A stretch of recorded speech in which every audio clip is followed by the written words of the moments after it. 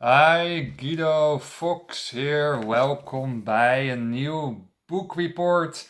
Today I want to discuss with you this wonderful book of Osho. It's about Socrates, and he was for some discourses in Greece. And he talked a little bit about Socrates, but the most about enlightenment and chakra activations and about spiritual growth. Um, so that is our important subjects, and I want to mention two things how I think are interesting to mention about Socrates, and that is that he lived a very natural life and that he was a different person than others in his energetic field and in his absolutely superiority of knowledge. He read so many books and that he was very knowledgeable and, of course, further than the rest, further than the crowd, further than the masses. And that is very important to understand. If you are a very high calibrated spiritual person and you are very, very intellectual and smart, and you read and you put all your effort in your work, and you're rising up above the crowd, then jealousy can exist. And that is the case not only with Socrates, but also with Osho, or with a Jesus, or with a Buddha. The crowd becomes jealous on this person, and jealousy on his knowledge, jealousy on his enlightenment. So jealousy are in the crowd, and the crowd is mostly angry, jealous, low calibrated, don't know anything about spiritual evolution, ego dissolvings, and behavioral, high social behavioral patterns. So, religion is there. The religion in the deepest part is there to raise up human consciousness in higher atmospheres. But before that, jealousy can arise. Jealousy is poison. And in Jesus and in Osho and in Socrates were victims of accumulated jealousy of humankind. And that is interesting to say. Accumulated jealousy. So all the poison in the minds of humans are throwing up, are putting out on one or two or three persons in this world. So therefore Socrates was poisoned. Therefore Osho was not coming in every country anymore. He was cancelled. Cancelled by countries and presidents because they were afraid of him. Afraid of his non-ego. Afraid of his clearness. Afraid of his visionary qualities. Afraid of his intelligence. So everywhere where you going higher than the crowd, people want to put you down. It can also be in your relationships, where one partner is afraid or insecure and become jealous and wants to put you down. The toxic ones wants to rise you up and put you down. rising up and put you down, and you become a play ball in your relationships.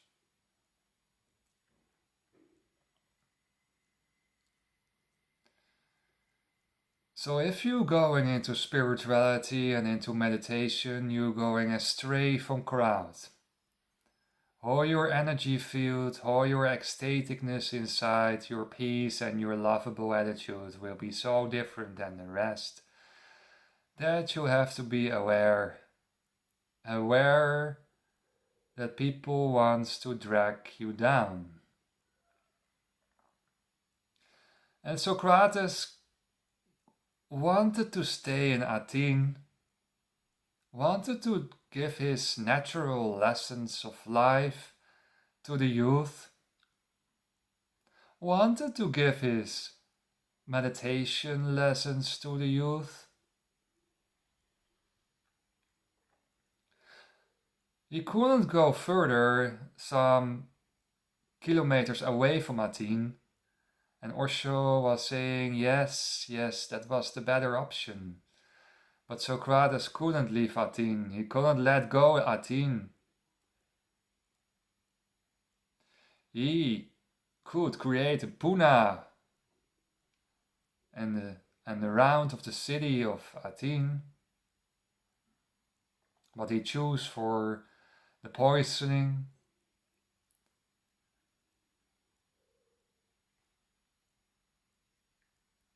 And when he got poisoned, he was with his finger to his Hidrada point. Maybe you recognize the picture of the dying Socrates. He was with his finger to the Hidrada opening, his enlightened opening, his ecstatic opening in the 3 hearts on the line opening of your body. When you lived such intensive life that you are ready for spiritual growth. Only people who lived a very intense, hard-working life and who are very intelligent and who are very sensitive are ready for enlightenment, are ready for spiritual growth.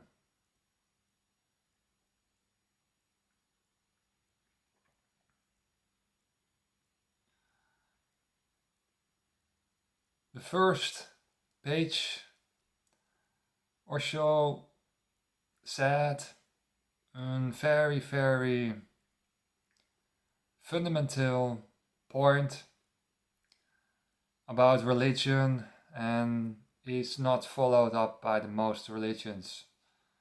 And that is meditation is the fundamental thing in religion. And meditation is chakra meditations. And that meditation is the fundamental aspect of religion. And that's mostly not follow up, or people are lazy.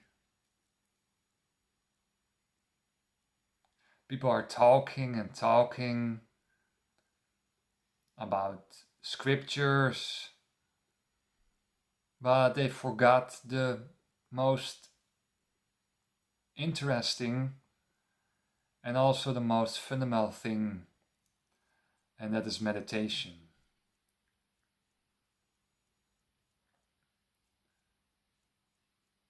There you can find true religiousness.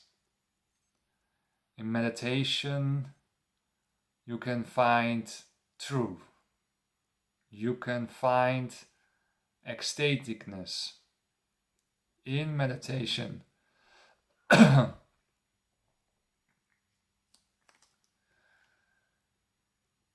So, if you're going into meditation, you're going astray from the crowd.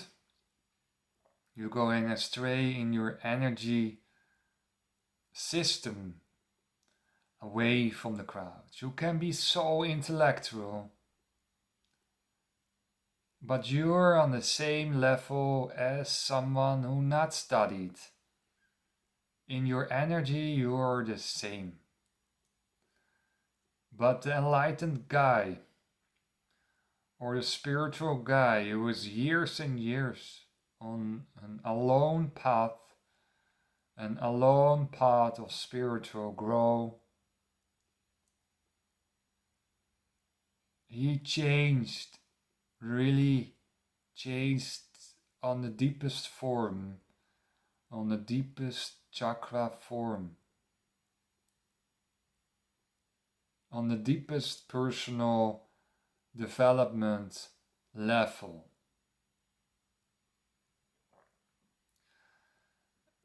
Change starts with knowing how the ego works, and I make the seminar from 3 hours about it on my YouTube channel. You can find it. Starts with evaluate your own ego destructive behavior combined with meditation. So it's a double attack on the ego, right? Mentally first, and then energetical wise. I want to go further with discussing the book on page 11, and that's a very right point of Osho. He said in 1980, when I think personal development was started, he said people are lazy, they don't want to change. And that is so true. That's so right. People don't want to change. They find it okay. My life is okay.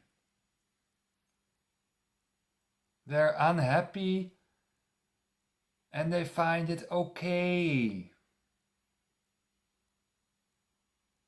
I have a low paid job and they find it okay.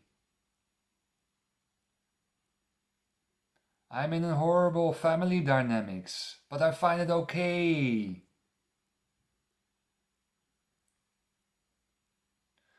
So people live their life for granted. For granted. I don't like my job. I'm complaining to my partner when I come home. Every eve. But it's okay-ish. It's okay.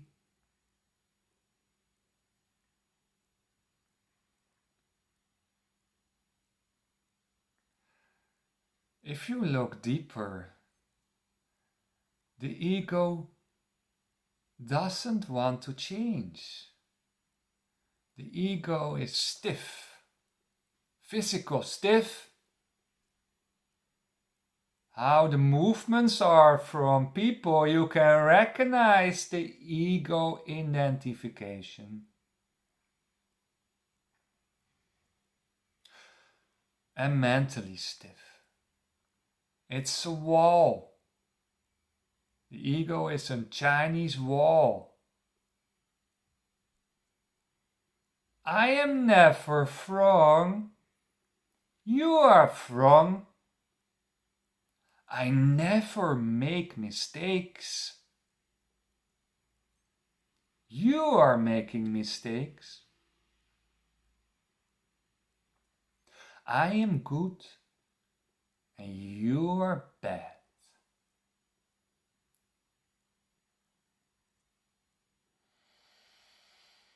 The ego is stiff. The ego is a wall.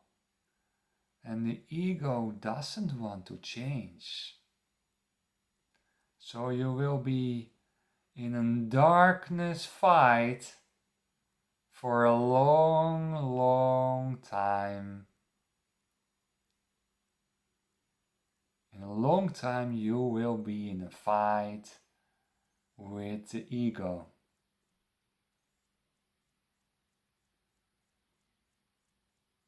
A long, intense fight with your ego who doesn't want to change, who is jealous, who is destructive, who is depressive, who is toxic, who is manipulative.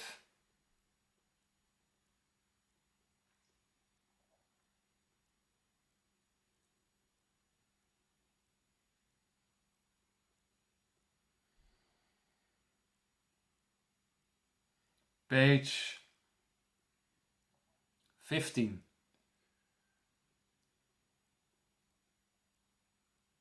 Stay working all your life.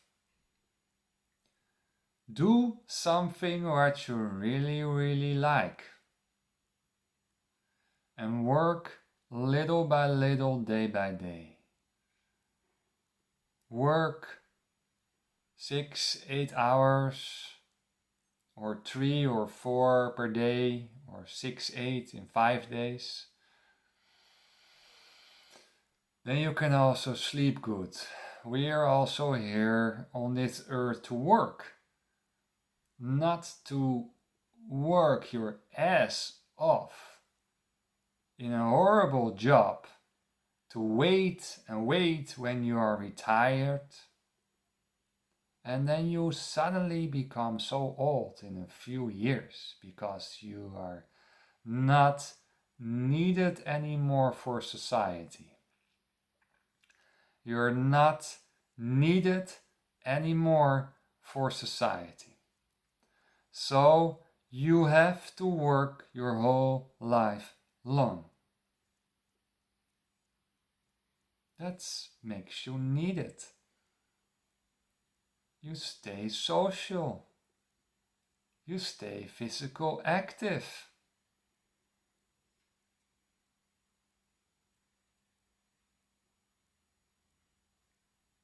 Stay working. That's the advice. In a right, balanced way. In a right, balanced way.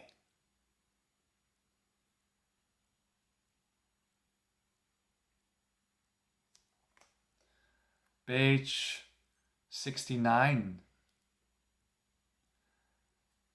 If you're very visionary and look at the family dynamics,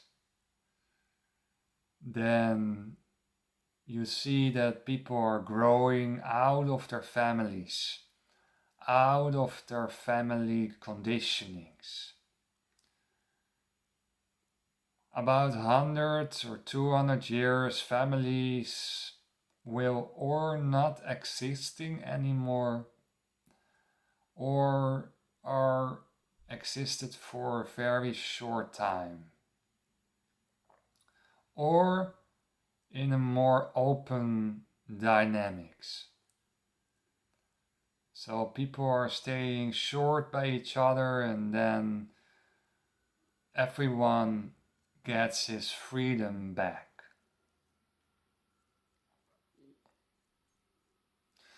So people are searching for freedom, also intimacy freedom, sexual freedom, and the families were blocking that for a long time. Also, we're saying that families had some reason in the evolution of mankind. They were there with some purpose, some stability, and building up society. They were needed for human evolution, but that time is over. The time of families is over. Too much people are there because there is a forced reason, a forced dynamic. People are in families because they have to, and they are not because they're totally free in their choice to be there. So you see that people are really mentally suffering. What to do with my old father, mother, and brother? I don't want to be there anymore. I don't feel well there. So that kind of discussions are coming more and more and more when the time is going on and on. Everything comes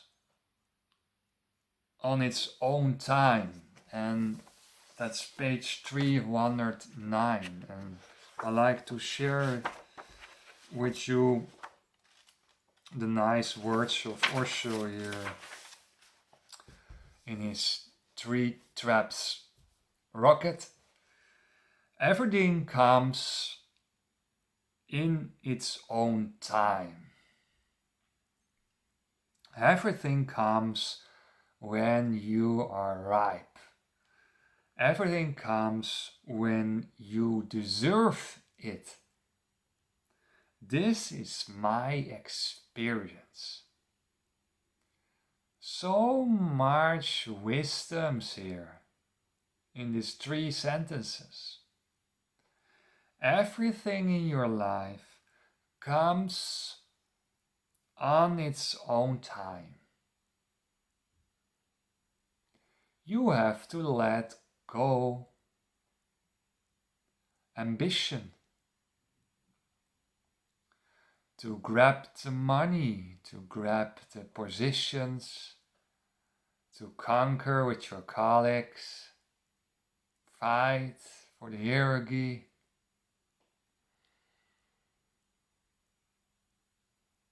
Everything comes on its own time. What a beautiful sentence. Everything comes when you are ripe. When you are ripe. When you are knowledgeable in your field. When you put so many hours in your field of work that you become ripe. Too many people are too ambitious to grab a position,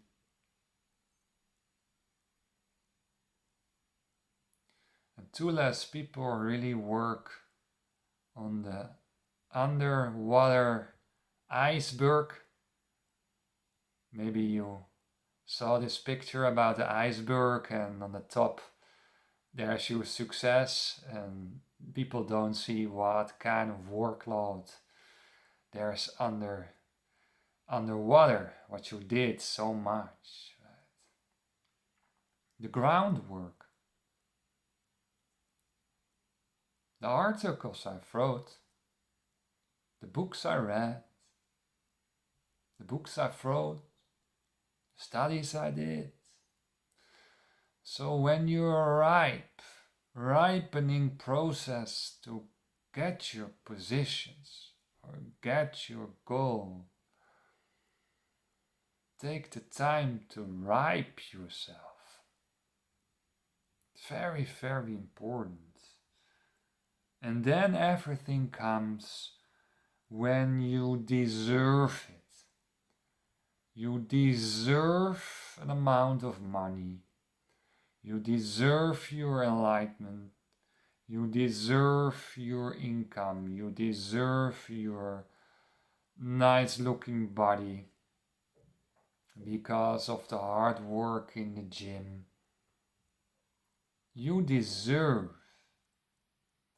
Deserving is what you get when you work hard on your fundament. The fundament of the house. Fundament to get ripe. Ripe to be someone. Very, very deep sentences here.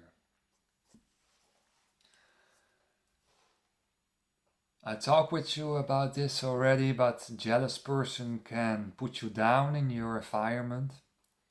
The toxic ones are also rising you up and give spike and give compliments to attract you.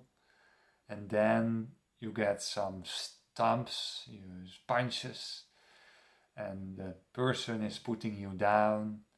So you become in a kind of toxic relationship or toxic work relationship. So be aware of jealousy. That's kind of normal in this world. If you have a nice car or whatever, people are easy jealous. But be aware of the toxic persons who want to put you down and raising you up and put you down, and then you get the toxic push-pull dynamics, and you don't know where you are, you don't know who you are, and you will be brainwashing and gaslighting when you are in that kind of dynamics. And thank you for watching this spiritual video about this wonderful 400-page book of Osho, Socrates, and I wish you a very wonderful day. Bye bye.